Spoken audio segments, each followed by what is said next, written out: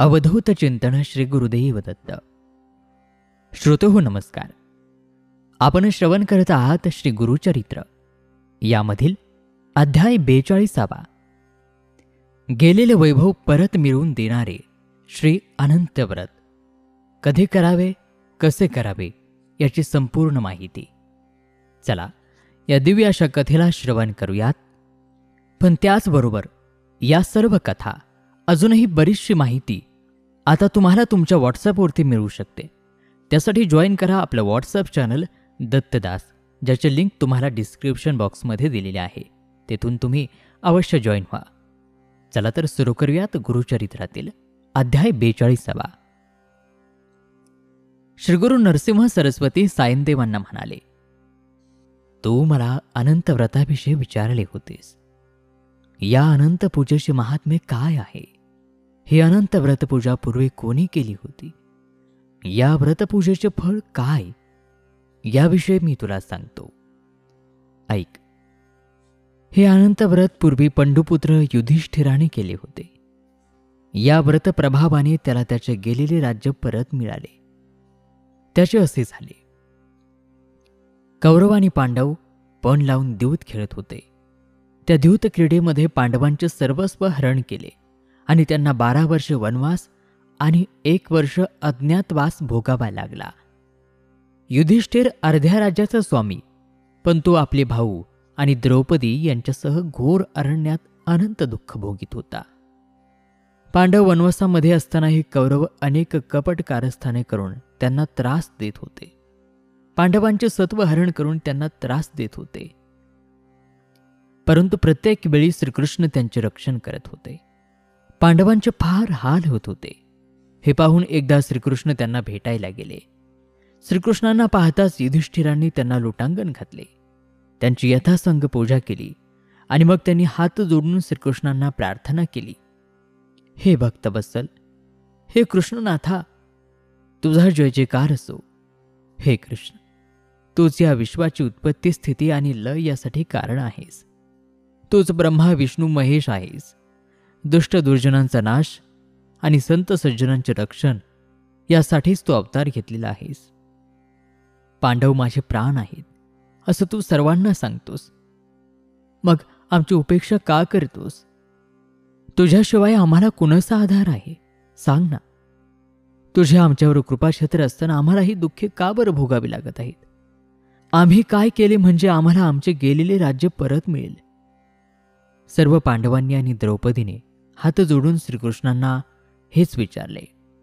त्यावेळी श्रीकृष्ण पांडवांना म्हणाले, तुमचे गेलेले वैभव परत मिळविण्यासाठी मी तुम्हाला एक व्रत सांगतो. हे व्रत केले तर तुमचे गतवैभव तुम्हाला लवकर प्राप्त होईल. सर्व व्रतांमध्ये अनंत व्रत अत्यंत श्रेष्ठ आणि प्रभावी आहे. ते व्रत तुम्ही करा म्हणजे तुमचे राज्य तुम्हाला लवकर प्राप्त होईल. ते अनंत व्रत म्हणजे शेषशाही विष्णू, जे माझे मूळ रूप आहे. मीच तो नारायण. दुष्टांचे निर्दालन करून भूभार हलका करण्यासाठीच मी वसुदेव कुळामध्ये श्रीकृष्ण म्हणून अवतार घेतला. मीच जळी स्थळी काष्ठी पाशानी त्रिलोक्याला व्यापून राहिलो आहे. मीच सर्व काही आहे. मीच तो अनंत नारायण चराचर विश्वाला व्यापून राहिलो आहे. त्या अनंताची म्हणजे माझीच तुम्ही यथासांग पूजा करा. या व्रताने तुमचे सर्वतोपरी कल्याण होईल. हे व्रत कोणत्या दिवशी करावे, कसे करावे हे आम्हाला सविस्तर सांगा, अशी विनंती युधिष्ठिराने केली असता श्रीकृष्ण म्हणाले, भाद्रपद महिन्याच्या शुक्ल पक्षातील चतुर्दशीला ही व्रतपूजा करावी. याविषयी मी तुला एक प्राचीन कथा सांगतो.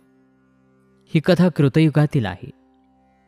वशिष्ठ गोत्री सुमंतू नावाचा एक ब्राह्मण होता. भृगकन्या दीक्षा ही त्याची पत्नी. त्यांना एक कन्या झाली. तिचे नाव सुशीला. दुर्दैवाने सुशीला अगदी लहान असतानाच सुमंतूची पत्नी दीक्षा मरण पावली. सुशीला अगदी नावासारखीच होती. ती लहानपणी पितेच्या घरी असताना घरातील सर्व कामे ती अगदी व्यवस्थित करीत असे. घरातील केर वारा, सडा सारवण, अंगणामध्ये सुंदर रांगोळ्या काढणे, देवपूजेची तयारी करणे, घरातील सर्व वस्तू स्वच्छ आणि नीटनेटक्या ठेवणे इत्यादी सर्व कामे ती मनपूर्वक करीत असे.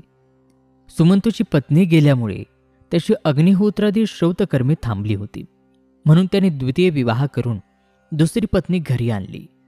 तिचे नाव कर्कशा. ती अगदी नावासारखीच होती. ती अत्यंत दुष्टबुद्धीची होती. ती घरी कोणत्याही कारणावरून सतत भांडण करीत असे. सुशीला तिची सावत्र मुलगी. ती सुशीलेचा छळ करीत असे. सुशीला आता उपवर झाली. सुमंतूला तिच्या विवाहाची काळजी वाटू लागली. सावत्राही तिचा छळ करत होती आणि सुमंतूच्या साधनेतही विघ्न येत होते. यामुळे त्याला अतिशय वाईट वाटत होते. आपल्या कन्येचा विवाह लवकर झाला तर बरे होईल असे त्याला वाटत होते, आणि तसा योग जुळूनही आला. एके दिवशी कौंडिन्य नावाचा एक तरुण ऋषी सुमंतूंच्या घरी आला. त्याने सुशीलेला पाहिले आणि तिला मागणी घातली. सुमंतूला कौंडिन्य जावाई म्हणून पसंत पडला. एका शुभमुहूर्तावर सुशीला आणि कौंडिन्य जावई यांचा विवाह झाला. सुमंतूने कन्येच्या प्रेमापोटी सुशीला आणि कौंडिन्य यांना आपल्या घरीच ठेवून घेतले. आषाढ आणि श्रावण असे 2 महिने गेले. कौंडिन्याला सासूरवाडीला राहणे पसंत नव्हते. आपण आता दुसरीकडे राहिलं जावे असं त्याने ठरवले. मग सुमंतूने फार आग्रह न करता त्यांना जाण्यासाठी परवानगी दिली. जाण्याचा दिवस आला तेव्हा सुमंतू आपल्या पत्नीला म्हणाला, कन्या आणि जावई जात आहेत, त्यांच्यासाठी आज काहीतरी गोडधोड भोजन तयार कर. हे ऐकताच ती कर्कश संतापली. काही एक न बोलता ती घरामध्ये गेली आणि दार बंद करून स्वतःला कोंडून घेतले. तिघांना मोठे आश्चर्य वाटले. सुमंतूला तर फार वाईट वाटले. त्याने स्वयंपाकघरामध्ये शोधाशोध केली आणि एका मडक्यामध्ये त्याला गव्हाचे थोडे पीठ दिसले. तेवढेच आपल्या मुलीला असे म्हणून त्याने कन्या जावयाला निरोप दिला. सुशीला आणि कौंडिन्य एका रथामध्ये बसून निघाले. दुपारच्या वेळी कौंडिन्याच्या अनुष्ठानाची वेळ झाली म्हणून एका नदीच्या तीरावर त्यांनी रथ थांबविला. कौंडिन्य अनुष्ठानासाठी गेला. सुशीला रथामध्येच बसून राहिली. तिने सहज नदीच्या तीराकडे पाहिले. तेथे काही स्त्रिया एकत्र जमून कसली तरी पूजा करीत होत्या. त्यांनी तांबड्या पैठणी परिधान केलेल्या होत्या. निरनिराळ्या कलशांची त्या पूजा करीत होत्या. सुशीलेने त्यांच्याजवळ जाऊन त्यांना विचारले, तुम्ही ही कसली पूजा करीत आहात? या पूजेचा विधी कसा असतो? ही पूजा केली असता काय फळ मिळते हे मला सांगाल का? त्या स्त्रिया म्हणाल्या, बस, आम्ही तुला सर्व काही सांगतो. आम्हीही भगवान अनंतांची पूजा करीत आहोत. ही पूजा चतुर्दशीला करायची असते. याला अनंत चतुर्दशी व्रत असे म्हणतात. ही अनंत पूजा दरवर्षी केली तर सर्व प्रकारच्या सुखसमृद्धी प्राप्त होतात. अनंत स्वरूप भगवान विष्णूंची आपल्यावर कृपा होते. ही पूजा कशी करायची याचा थोडक्यामध्ये विधी असा आहे, ऐक. भाद्रपद शुद्ध चतुर्दशीला अनंतरूपी श्री विष्णूंची पूजा करायची असते. हे एक कौटुंबिक व्रत आहे. कुटुंबातील एखाद्या व्यक्तीने घेतलेले हे व्रत परंपरेने पुढे चालू ठेवायचे असते. या अनंत देवतेचे प्रतीक म्हणून 14 गाठी असलेला एक रेशमाचा दोरा असतो. पूर्वी ज्याने हे व्रत चालविलेले असेल त्याच्याकडून व्रतकर्त्यांनी हा दोरा विधीपूर्वक घेऊन ठेवायचा असतो. दरवर्षी अनंत चतुर्दशीला त्याची यथाविधी पूजा करायची असते. चौरंगावर दर्भाच्या बनवलेल्या 7 फण्यांच्या शेषरूपी अनंत नागाची प्राणप्रतिष्ठा करून त्याच्यापुढे अनंत दोरक ठेवायचा. त्याची पूजा करायची. चौरंगावर गंगेचा एक, यमुनेचा एक असे 2 जलपूर्ण कलश ठेवावेत. त्यांची पूजा करावी.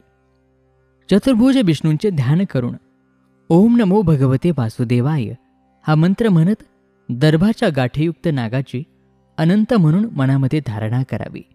नवीन ग्रंथयुक्त दोरे दोन्ही कलशांवर ठेवून पुरुष सूक्त मंत्रांनी त्याची पूजा करावी. या अनंत पूजेमध्ये 14 संख्येला फार महत्त्व आहे. अनंत दोरकाला 14 गाठी असतात. नैवेद्याला 14 लाडू, करंजा, अपूप इत्यादी पदार्थ असावेत. हे व्रत किमान 14 वर्ष करायचे असते. 14 वर्ष झाल्यानंतर या व्रताचे उद्यापन करावे. या व्रतामुळे सर्व प्रकारच्या मनोकामना पूर्ण होतात. सर्व सुखसमृद्धींची प्राप्ती होते. अनंत स्वरूपामध्ये भगवान विष्णूंची आपल्यावर पूर्ण कृपा होते. अनंत व्रताची अशी माहिती सांगून त्या सुशीलेला म्हणाल्या, आजच अनंत चतुर्दशी आहे. तू आजच आमच्याबरोबर ही व्रतपूजा कर. त्यामुळे अनंत स्वरूप भगवान नारायणांची तुझ्यावर कृपा होईल आणि तुझी मनोकामना पूर्ण होईल. सुशीलेने आनंदाने ते मान्य केले आणि त्या स्त्रियांच्या समवेत भक्तिभावाने अनंताची यथासांग पूजा केली. सुशीला आणि कौंडिन्य रथामध्ये बसून पुढे निघाले. काही अंतर गेल्यावर अचानक त्यांना अमरावती समान एक नगर लागले. हे नगर कोणते, हे कोणाचे नगर आहे त्यांना काही समजेना. इतक्यामध्ये अनेक लोक हात जोडून त्यांच्या स्वागतासाठी पुढे आले. स्वामी, तुम्ही तपोनिधी आहात, या नगराचे राज्य तुमचेच आहे, असे म्हणत त्या लोकांनी त्या दोघांना सन्मानपूर्वक एका वैभव संपन्न राजप्रसादामध्ये नेले. अनंत पूजेच्या प्रभावाने त्यांना हे वैभव प्राप्त झाले होते. एके दिवशी कौंडिन्याने सुशीलेच्या हातावरील अनंत दोरक पाहिला आणि तिला विचारले, हे हातावरती तू काय बांधले आहेस? सुशीला म्हणाली, हा अनंत आहे. मी अनंत चतुर्दशीचे व्रत केले, त्यामुळेच आपल्याला ही सुखसमृद्धी प्राप्त झाली आहे. हे ऐकताच कौंडिन्याला राग आला. तो म्हणाला, आपल्याला सुखसमृद्धी मिळाली आहे ती माझ्या कष्टाने, माझ्या ज्ञानामुळे, मी केलेल्या खडतर तपश्चर्येने. त्यामध्ये त्या अनंताचा काहीही संबंध नाहीये. आणि असे म्हणून त्याने तो अनंत दोरक हिसकावून घेतला आणि अग्नीमध्ये टाकला. अनंताचा कोप झाला. अनंत व्रताचा अपमान झाला. कौंडिन्याची सगळी संपत्ती नष्ट झाली. चोरांनी सगळी संपत्ती चोरून नेली. त्याच्या घराला आग लावून घर सगळे जाळून भस्म केले. सुशीलेला अतिशय दुःख झाले. ती शोक करू लागली. प्रत्यक्ष अनंत नारायण भेटल्याशिवाय मी अन्न पाणी घेणार नाही असा तिने निश्चय केला. सुशीला आणि कौंडिन्य एक वस्त्रानिशी वनामध्ये भटकू लागले. कौंडिन्याचे डोळे उघडले. त्याचा गर्भ नाहीसा झाला. पश्चाताप दग्ध झालेला तो शोक करीत अनंताला शोधण्यासाठी त्यांचा धावा करीत फिरू लागला. जो कोणी भेटेल त्याला विचारू लागला, तुम्हाला अनंत कोठे दिसला का? प्रत्येकजण नाही असेच उत्तर देत असे. त्या वनामध्ये कौंडिन्याला एक आम्रवृक्ष दिसला. त्या वृक्षावर खूप फळे होती, पण एकही पक्षी त्या वृक्षाकडे फिरकत नव्हता. कौंडिन्याने त्या वृक्षाला विचारले, तू भगवान अनंताला पाहिलेस का? वृक्ष म्हणाला, नाही, मी पाहिलेलं नाही. तुम्हाला त्यांचे दर्शन झाले तर त्यांची माझ्यासाठी क्षमा मागा. पुढे त्यांना एक बैल दिसला. त्याच्या पुढे भरपूर चारा होता, पण त्याला तो खाताच येत नव्हता. तू अनंताला पाहिलेस का, असे कौंडिन्याने त्याला विचारले. त्याने नाही असं सांगितले. कौंडिन्य पुढे गेला. त्याला 2 सरोवरे दिसली, पण त्यातले पाणी कुणीच पित नव्हते. त्यांनीही आम्ही अनंत पाहिला नाही. तुम्हाला भेटल्यास आमच्याकडे पक्षी येत नाहीत ही परिस्थिती देवाला सांगा, असेच सांगितले. पुढे गेल्यावर त्याला एक गाढव आणि हत्ती दिसला. ते दोघे नुसतेच उभे होते. कोणी काही बोलत नव्हते. तेव्हा कौंडिन्य दुःखी झाला, कष्टीत झाला. जमिनीवर पडून शोक करू लागला. अनंत, अनंत अशा हाका मारू लागला. त्याला पश्चाताप झालेला पाहून भगवान अनंताला त्याची दया आली. ते वृद्ध ब्राह्मण रूपाने तेथे प्रकट झाले. कौंडिन्याने त्यांच्या पायावर डोके ठेवून विचारले, तुम्ही अनंत कोठे पाहिलात का? त्यावेळी मीच तो अनंत, असे तो ब्राह्मण म्हणाला. आणि त्याच क्षणी चतुर्भुज भगवान अनंत तेथे प्रकट झाले. त्यांनी कौंडिन्याचे सांत्वन करून त्याचे गेलेले सगळे वैभव त्याला परत दिले. भगवान अनंत विष्णूंनी कौंडिन्याला वर दिला, तू धर्मशील होशील, तुला कधीही दारिद्र्य येणार नाही, तू शाश्वत वैकुंठ लोकामध्ये राहशील. श्रीकृष्ण पुढे म्हणाले, भगवान अनंत विष्णूने कौंडिन्याला असं वर दिला तेव्हा आपण वाटेमध्ये पाहिलेला आम्रवृक्ष, बैल, 2 सरोवरे, गाढव हत्ती यांची दयनीय अवस्था कशामुळे झाली होती आणि त्यांनी क्षमा मागितली ती का, असे त्यांनी विचारले असता तेव्हा विष्णूंनी त्याला त्या प्रत्येकाचे स्वरूप समजावून सांगितले. भगवान विष्णू म्हणाले, तुला जो आम्रवृक्ष भेटला तो गतजन्मी विद्वान ब्राह्मण होता, परंतु त्याला तुझ्याप्रमाणेच आपल्या ज्ञानाचा गर्व झाला होता. त्याने कुणालाही विद्यादान केले नाही, म्हणून त्याची ज्ञानफळे कडू झाली. त्यामुळे कोणताही प्राणी त्याच्या आश्रयाला येईनासे झाले. तुला जो बैल दिसला तो गतजन्मी मोठा श्रीमंत माणूस होता. त्याने बरेच दान केले होते, पण त्याला त्या दानाचा गर्व झाला होता. त्यामुळे आता त्याच्यापुढे गवत असतानाही त्याला खाता येत नव्हते. तुला ती 2 सरोवरे दिसली, त्या गतजन्मी 2 बहिणी होत्या. दानधर्माचा पैसा दुसऱ्याकडे जाऊ नये म्हणून त्या दोघी बहिणी एकमेकींनाच दान देत असत.